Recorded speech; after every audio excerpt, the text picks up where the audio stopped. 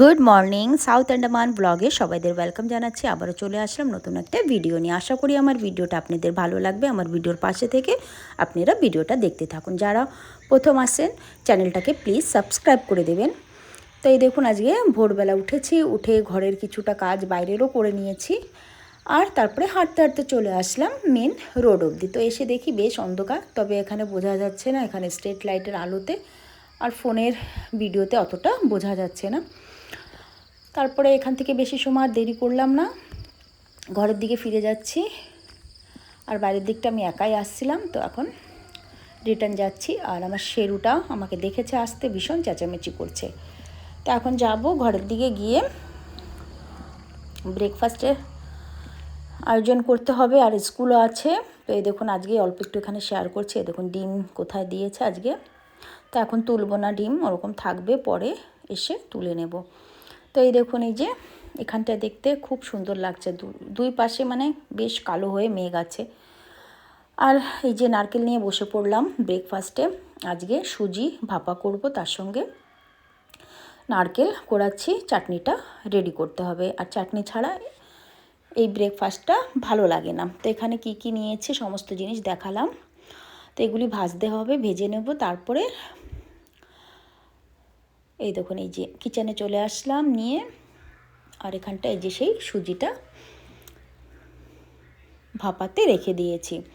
তো এখনও গরম আছে, অল্প একটু খুলে দেখালাম। আর এখানটা এই যে নারকেলটা একটু লাল লাল করে ভাজবো, এতে করে কালারটা সুন্দর আসবে। আর গাছের পাকা লঙ্কা, আর তার সঙ্গে একটা টমাটো দিতে ভুলে গেছিলাম। তারপরে এখানে দিয়ে আবারও নাড়াচাড়া করছি। এখন শুধু একে ঠান্ডা করতে সময় লাগবে, আর তার সঙ্গে কারেন্টটা থাকলে ভালো মানে হবে। তো সেই ভেবেই যে কারেন্ট কান্না চলে যায়। তো এই দেখুন, এখানে অল্প একটু খুলে দেখাচ্ছি। তো কারেন্ট প্রায় কেটেই যায়, তো আজকে ফটাফট করে ঠান্ডা করে নিয়েছি। আর কারেন্টটা আছে বর্তমানে, হয়ে যাবে। তো এই দেখুন, এই যে হয়ে গেছে, ফাইনাল লুকটা দেখাচ্ছি। এরপরে চলে আসলাম মাছ দুপুরের বের করেছি রান্নার জন্য। কি কি নিয়েছি এই সমস্ত, এই দেখুন, এই যে হেলেঞ্চা শাক বেছে নিয়েছি, একদম অল্প কটা। তারপরে সানডের যে শাক দেখিয়েছিলাম, যে বলছিলাম যে এর পরের ভিডিওতে শেয়ার করব যে কি করেছে শাক। তো এই শাকটা মিঠাপাতি শাক, অনেকেই খায় না, আর আমিও এই যে দেখি আজকে মানে ভাজবো, রান্না করব না, কেমন লাগে। তো এখানে অনেক সময় ধরে বেশ এক একটা করে টেনে টেনে ছিঁড়ছি পাতা। তবে পাতাগুলি দেখতে সফট, অথচ পাতায় কোনো মানে জল অংশ নেই। তো এইভাবে করতে করতে হঠাৎ করে বুদ্ধি হলো যে একবারে টান দিলেই তো বেরোয় আসে, এতটা কষ্ট না করে। আবার ওদিকটা দেখছি যে বাইরে মুরগিতে ডাকছে, তো দেখলাম সামনের দিকে চলে আসছে। এই দেখুন, এইভাবে টেনে যদি করতাম পুরো শাকটা, এতটা সময় আমার নষ্ট হতো না। তো বুদ্ধিটা হঠাৎ করে পরে হলো মাথায়। তো এখন এই শাকটাকে ধুয়ে ভিজিয়ে তারপরে ভালো করে কাটবো। তো এইখানে এই যে শাক দেখাচ্ছে, তো এটা রান্না করব না, থানকুনি শাকটা রেখে দেবো। আর দুটো শাক তো হয়েই যাবে আজকে দুপুরে, বাচ্চারা খেতে চায় না, ওদের জন্য চিকেন আছে। তার পাশে দেখি কি কি করা যায়। তো এই ভাবছি, আর শাকগুলি আগে ভিজিয়ে নেব, ভিজিয়ে রেখে তারপরে ভালো করে মিহি করে কাটবো কুচি কুচি করে। তো এখানে চলে আসলাম হেলেঞ্চা শাক রান্না করতে। তো একটু আলু নিয়েছি, অল্প একটু শাক, তো একটু আলু দিয়ে করলে ভালো লাগবে। তো এখানে মাছ ভাজা হচ্ছে হলুদ দিয়ে আর নুন দিয়ে। তো আগে সর্ষে ফোড়ন দিয়ে দিয়েছি আমি, তারপরে কাঁচা লঙ্কা আর হলুদ দিয়ে রান্নাটা করব। তো এখানে আলু ভাজবো, তারপরে হলুদ দিয়ে কাঁচা লঙ্কা দিয়ে জল দিয়ে ঢেকে দেব। তারপরে যখন ঝোলটা এই দেখুন এই যে ফুটে গেছে, এখন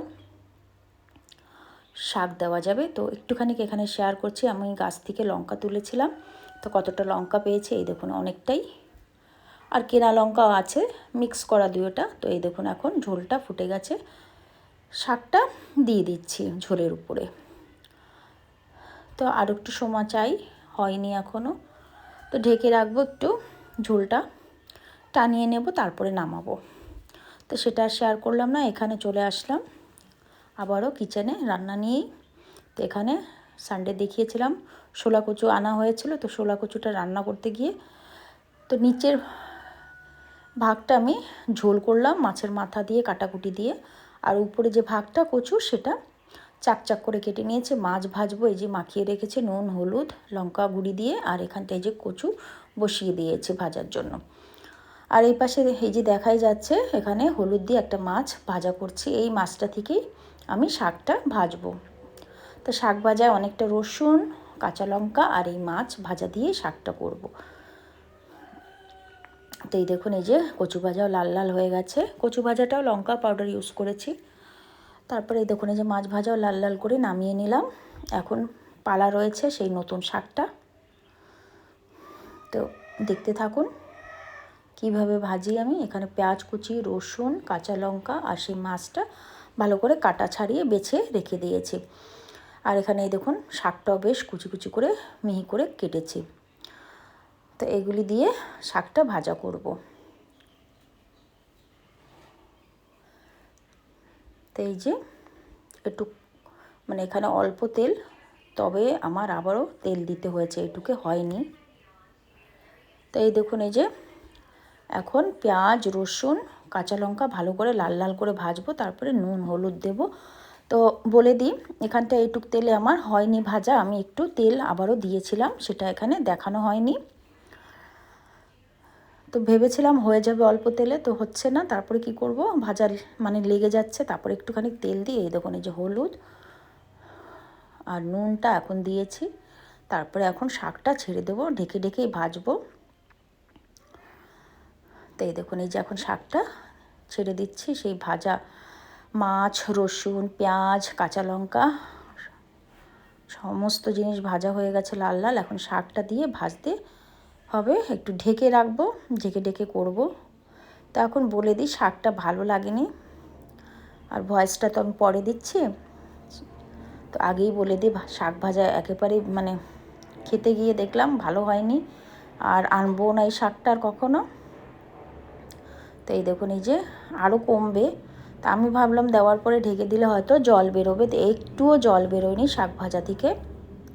এইভাবে ঢেকে ঢেকে মানে অনেক সময় ধরে ভেজেছে, এই দেখুন এতটা কমেছে, বেশি কমেও নি আর জলও বেরোচ্ছে না শাক থেকে।